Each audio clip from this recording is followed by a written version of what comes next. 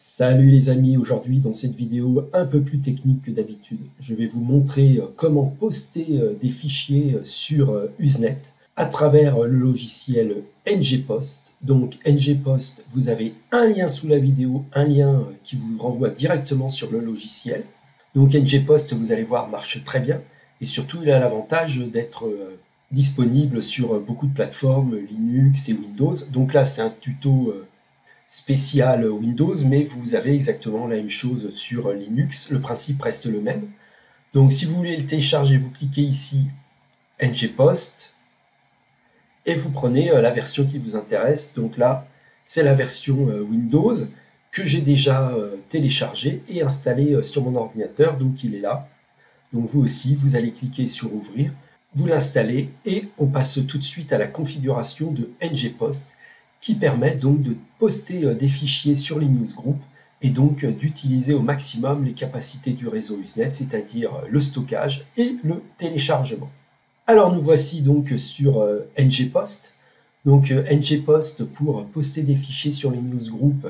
Ici par exemple j'ai choisi Albinary Test, mais vous pourrez mettre Albinary Tatou, Albinary Roger, vous mettez le newsgroup que vous souhaitez sur lequel vous allez mettre vos fichiers, vous allez les poster.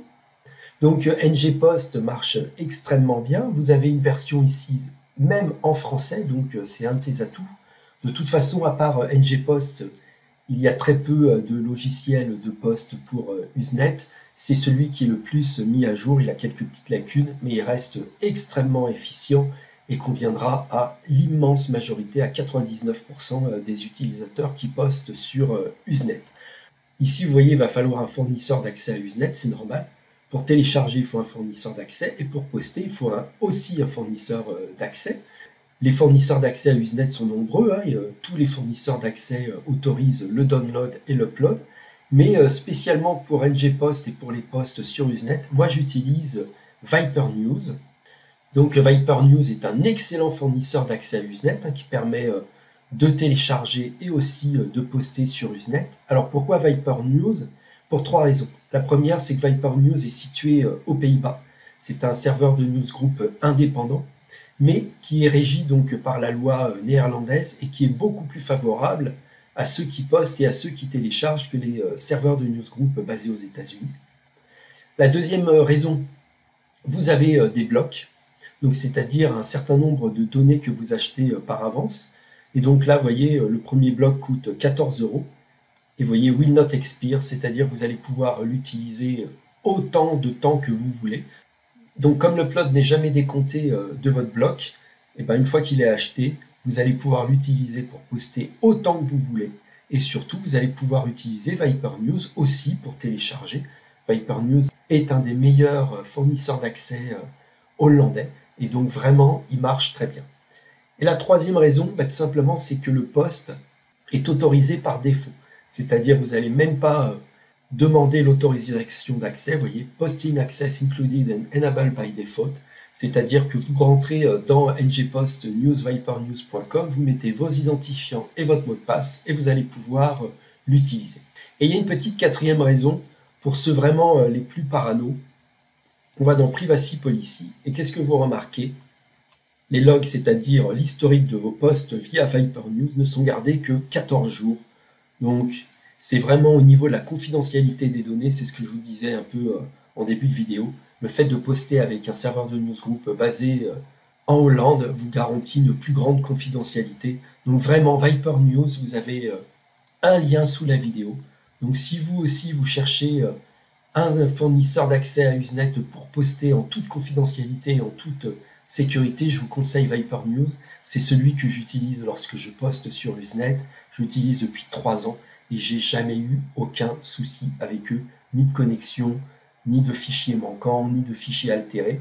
Et en plus, pour ceux qui veulent chercher un fournisseur d'accès à Usenet vraiment pas cher, regardez, vous avez de l'illimité à partir d'1,79 € par mois. Donc Viper News conviendra à ceux qui cherchent à poster et aussi à ceux qui veulent utiliser Usenet à un prix extrêmement modique, donc à partir d'1,79 €. Donc une fois que vous avez votre abonnement à Viper News, on va le configurer dans ngPost. Donc ici on tape News vipernews.com. Le nombre de connexions, on met 25, c'est largement suffisant. Là, je mets mon nom d'utilisateur et mon mot de passe. Là, maintenant, j'ai mis mon nom d'utilisateur et mon mot de passe et je clique sur Ajouter un serveur. Et qu'est-ce que vous remarquez? Viper News a été ajouté et donc va me servir à poster mes fichiers maintenant sur les newsgroups, donc c'est-à-dire poster des fichiers sur le réseau Usenet. Donc la configuration de ngPost, elle est extrêmement simple. Soit vous choisissez de poster de manière claire, ou soit vous choisissez de poster de manière obfusquée, c'est-à-dire cachée. Donc de manière claire, je vais vous montrer, je choisis mon fichier. Vous voyez, je veux poster une release Ubuntu. Si je veux choisir de poster de manière claire, ici, là, dans compression, je mets exactement le nom du fichier que je veux poster. Alors ça, c'est très important. Vous voyez, là, j'ai claqué Ubuntu dans le nom ici. Ça sera le nom de l'archive. Lorsque maintenant, je vais aller sur un moteur de recherche NZB ou un moteur de recherche de votre newsreader, si je tape Ubuntu, c'est le nom qui apparaîtra sur le réseau. Exemple, là, je tape Ubuntu. Voilà. Vous avez ici, par exemple, des releases Ubuntu. C'est-à-dire que quand ça apparaît avec un nom générique classique, d'accord, c'est le nom qui a été mis sur le nom de l'archive. Donc ça, c'est très important. Maintenant, si vous voulez poster de manière obfusquée, ici, vous générez un nom d'archive aléatoire et ça sera le nom qui apparaîtra sur le réseau. Exemple, je vais sur Albinary Bluff et qu'est-ce que vous remarquez? Vous avez des noms complètement aléatoires qui ne veulent rien dire, tout simplement parce que les posteurs ont mis ce nom aléatoire au début du post. Donc c'est le nom qui apparaîtra lorsque vous allez poster. D'accord? Donc ça, c'est la première étape de l'obfuscation, c'est-à-dire vous allez cacher au maximum votre post. La deuxième étape ici, vous voyez, vous mettez un mot de passe. C'est-à-dire que la personne qui n'a pas le mot de passe ne pourra pas décompresser les archives rares. Troisième point ici, obfuscation des articles. Donc c'est-à-dire que le posteur maintenant a un nom aléatoire. Pour chaque poste, le nom du posteur va être changeante et aléatoire et obfuscation des noms de fichiers pour rajouter une surcouche de cache à votre poste. Une fois que vous avez fait ça, vous voyez, c'est vraiment extrêmement simple. Ici, vous mettez le nom du newsgroup que vous voulez poster. Alors, si vous voulez poster par exemple sur Albinary Superman, vous voulez poster ce fichier sur Albinary Superman, vous mettez Superman. Voilà. Donc là, maintenant, le nom du posteur est aléatoire. Le newsgroup, c'est là où le fichier va être posté. Là, les fichiers, c'est-à-dire le posteur et le sujet, vont être cachés. Le nom de fichier va être caché. Ici, vous mettez un mot de passe nécessaire lors de la décompression. Et ici, tout en bas, là, ça c'est le nom tel qu'il apparaîtra sur le réseau. Ici, le nom du fichier NZB. Et donc, c'est ce fichier NZB que vous allez partager sur des référenceurs Usenet ou que vous allez garder. Et c'est ce fichier qui va comprendre toutes les informations qu'on vient de configurer. Une fois que vous avez ce fichier NZB, vous allez pouvoir télécharger. Le NZB va donner le mot de passe final. Le NZB contient le nom de poste original. Et le NZB contient le newsgroup où ça a été posté. Eh bien, écoutez, on va cliquer sur Poster fichier. Vous allez voir comment ça se passe. Puis, vous faites Poster fichier. Donc, ngPost va créer les fichiers rares et aussi les fichiers pars. Les fichiers pars qui servent à réparer si l'archive a été mal postée, ce qui arrive quasiment jamais sur Usenet. Parfois, il y a des petites erreurs techniques au niveau de la propagation des articles, mais c'est quand même extrêmement rare. Vous allez voir, Viper News marche extrêmement bien pour poster. Et voilà. Donc, vous voyez là, ça poste, donc débit moyen 54 MB secondes, donc ça va être posté extrêmement rapidement. Et donc si vous remarquez, le nom du fichier pvgxky, c'est exactement le nom du fichier qui est tout en bas, pvgxky, et c'est ce nom de fichier en entier qui comprend 22 lettres de caractères, donc du P jusqu'au F, qui apparaîtra, donc c'est cette ligne de caractères qui apparaîtra sur le réseau. Donc, personne ne peut savoir ce qu'il y a à l'intérieur. et seules les personnes avec qui vous allez partager ce fichier NZB vont pouvoir télécharger ce fichier qui comprend en plus un mot de passe. Donc imaginez si vous ne mettez pas de mot de passe et que la personne fait clic droit pour le télécharger sur le réseau Usenet, cette personne peut regarder à l'intérieur ce qu'il y a dans le fichier. Avec un mot de passe, la personne ne pourra pas accéder au fichier si elle n'a pas le fichier NZB au départ. Donc vous voyez, ça poste extrêmement bien. J'utilise bien mes 25 connexions de Viper News. Et vous allez voir que la propagation sur les autres serveurs Usenet est extrêmement rapide. Viper News, lorsque vous postez sur Usenet, vous postez à partir de votre fournisseur d'accès, mais c'est propagé aux autres fournisseurs d'accès quasi instantanément. Donc là, par exemple, je poste avec Viper News. Dans quelques secondes, ce même fichier sera présent chez Newhosting, Weka, Usenet Server, Giga News, Super News, etc., etc. Et voyez, ça y est, le fichier a été posté sur Usenet.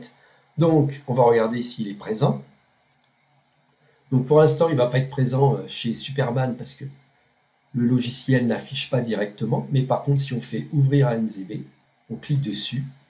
Et là, regardez, PVGXKY, je fais télécharger. Et ça y est, il a été propagé dans la seconde directement. Donc là, j'ai posté avec Viper News. Et là, j'utilise le logiciel de téléchargement Newhosting qui me télécharge donc le fichier. Donc vous voyez, il a bien été posté sur Usenet.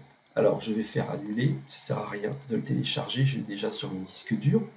Ce qu'on va juste faire, c'est que je vais vous montrer à quoi ressemble le post sur les newsgroups tels que les moteurs de recherche le voient. Donc je fais NZB import, j'utilise Grabit, et voilà, toujours le même fichier PVGXKY, vous voyez la suite des caractères. Et voilà pourquoi le fichier, on dit qu'il est obfusqué. Regardez message ID, ça ne ressemble à rien du tout. Donc chaque message, chaque article a été obfusqué, c'est-à-dire il a été caché. Et donc il reste le newsgroup, Albinary Superman, vous avez posté, et voilà. Et là, tous les fichiers ont été cachés, obfusqués. Et donc, si vous n'avez pas le NZB à l'origine, et si vous n'avez pas le mot de passe final pour décompresser les archives rares, eh ben, vous ne pourrez pas utiliser ce fichier. Donc voilà, surtout n'oubliez pas mon petit Viper News, donc mon fournisseur d'accès à Usenet préféré pour poster des fichiers, mais aussi pour télécharger ceux qui ont un petit budget. Viper News, c'est 1500 jours de rétention. C'est un serveur basé aux Pays-Bas qui va de 5 connexions à 40 connexions pour la version illimitée. Donc la version illimitée avec 1500 jours de rétention, elle est à partir de 3,59 €. Vous pouvez aussi utiliser un blog pour poster. Mais vous allez voir Viper News, si vous n'avez pas beaucoup d'argent et que vous voulez faire des économies lorsque vous voulez télécharger sur Usenet, Viper News est une excellente alternative. Bon bah écoutez les amis, bon post à vous sur Usenet et à la prochaine. Ciao!